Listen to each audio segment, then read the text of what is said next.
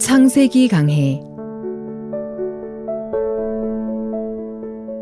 2강 말씀이 임했을 때.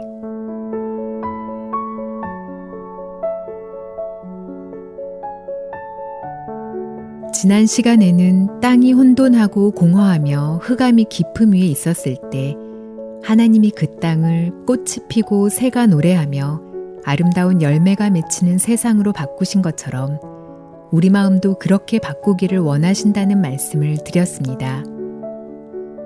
또 하나님이 지금도 많은 사람들의 마음에 역사하셔서 혼돈하고 공허하며 흑암 속에 있는 마음을 아름답게 바꾸고 계신다고 이야기했습니다. 오늘은 하나님께서 흑암 속에 있던 땅을 어떻게 바꾸셨는지 살펴보겠습니다. 창세기 1장 3절에 보면 빛이 있으라 하심에 빛이 있었고 라고 했습니다. 하나님은 망치, 톱, 대패 등 연장이나 기계를 사용하셔서 세상을 바꾸신 것이 아니라 말씀으로 땅을 새롭게 하셨습니다. 오늘날 신앙생활을 하는 사람들 중에는 죄를 짓고 싶지 않은데 죄에 빠진다거나 착하고 깨끗하게 살려고 하지만 안 된다거나 자기도 모르는 사이에 자꾸 남을 미워하게 되는 등 부끄러운 삶 때문에 양심의 가책을 느끼는 사람들이 많습니다. 이러한 사람들은 스스로 달라지려고 애를 쓰며 금식도 하고 철야기도도 해보지만 얼마 못 가서 이전의 자기 모습으로 돌아가 있는 것을 발견하게 됩니다. 사람들은 어떻게 해야 변화를 받는지 잘 모르기 때문에 무턱대고 스스로 변화하려고 노력합니다. 하나님이 천지를 창조하실 때 땅이 변화하려고 애쓴 것이 아니라 하나님의 말씀이 땅에 임했을 때 땅이 변화된 사실을 우리는 창세기에서 발견할 수 있습니다. 땅이 과목을 내려고 노력하거나 예쁜 새를 만들어내려고 애쓰지 않았습니다. 땅은 그냥 가만히 있었습니다. 그런데 땅 위에 전능하신 하나님의 말씀이 임하자 빛이 생겼습니다.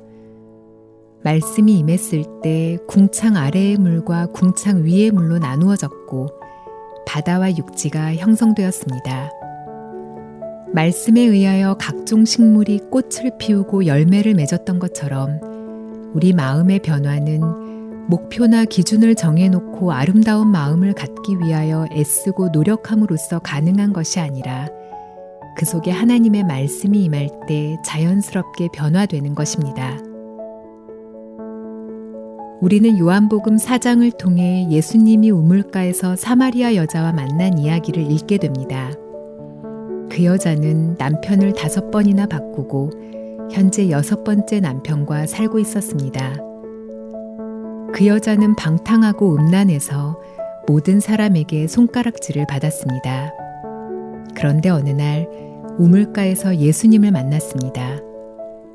예수님과 대화하면서 여자는 자신도 모르는 사이에 놀랍게 변했습니다.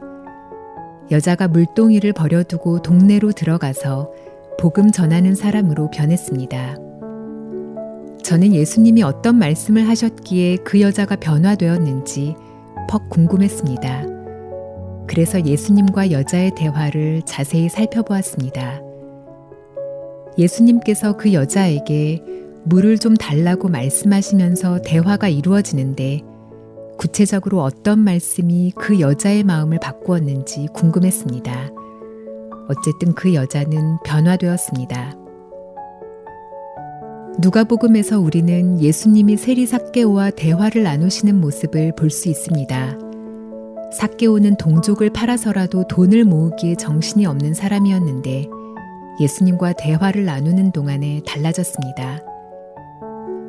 혼돈하고 공허하며 흑암이 깊은 땅에 빛이 있으라는 하나님의 말씀이 임했을 때 그 빛이 들어와서 어둠을 물리쳤습니다.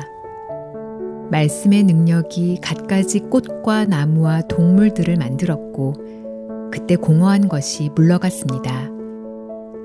말씀에 의해 질서가 잡혀 밤과 낮이 생겼고 하나님의 질서에 의해서 사시와 일자와 연한이 이루어져서 무질서와 혼돈이 물러갔습니다.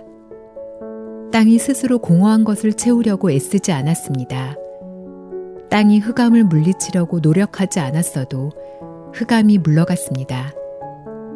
그것처럼 예수님의 말씀이 임하자 사마리아 여자가 변화를 받았고 세리 삭개오가 변했습니다.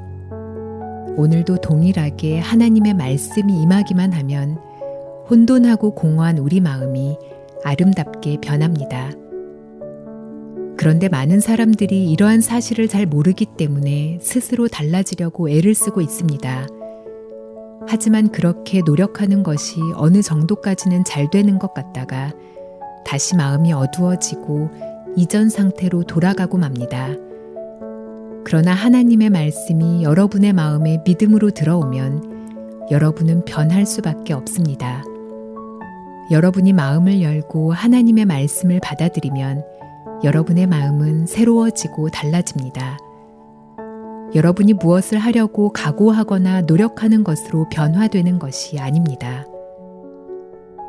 저는 추하고 악한 삶을 살면서 죄 때문에 고통하며 몸부림치던 사람 중에 하나였습니다. 저는 제 속에 있는 죄를 씻어보려고, 죄를 짓지 않으려고 애를 썼던 적이 있었습니다. 그러다가 1962년 10월에 하나님의 말씀이 제 마음에 임했습니다. 그때까지 아무리 애쓰고 노력해도 씻어지지 않던 마음의 더러운 죄가 예수 그리스도의 십자가에서 해결되었다는 사실을 깨달으면서 죄에서 벗어날 수 있었습니다. 그 하나님의 말씀이 제 마음에 들어오니까 어떤 것으로도 씻을 수 없었던 추악한 죄가 깨끗이 씻어졌습니다. 그리고 제 마음이 눈처럼 희게 된 것을 경험했습니다. 그때부터 예수님의 말씀이 제 마음에 임할 때마다 미움이나 추한 생각으로 가득 찼던 제 마음이 하나하나 변화되면서 예수 그리스도로 가득 차게 되었습니다. 여러분, 밝고 깨끗하고 정돈된 삶을 살기 원합니까? 여러분의 마음 안에 아름다운 꽃이 피고 열매를 맺는 삶을 살기를 원합니까? 여러분 중에 신앙생활을 노력으로 하다가 실패한 분이 있습니까? 다른 사람으로 인하여 마음의 상처를 입어 증오와 원망으로 가득한 분이 있습니까? 이제 하나님의 능력으로 여러분의 마음에 참된 변화가 일어나기를 바랍니다. 그러한 변화는 인간의 방법이나 노력으로 되는 것이 아닙니다. 혼돈하고 공허하며 깊은 흑암 속에 있던 땅에 하나님의 말씀이 들어가자 달라졌듯이 여러분의 마음에도 하나님의 말씀이 임하여 자리를 잡게 될 때 변화가 일어납니다. 어느 날 예수님께서 내 말이 너희 속에 있을 곳이 없으므로 나를 죽이려 하는도다 라고 하셨습니다. 우리 마음에는 하나님의 말씀이 거하지 않으면 반대로 하나님을 대적하는 생각이 일어납니다. 오늘 하나님이 여러분을 위하여 일하시기를 원합니까? 참된 믿음으로 살기를 원합니까? 그렇다면 바로 이 시간 여러분의 마음을 비우고 여러분의 마음에 하나님의 말씀을 받아들이기를 바랍니다.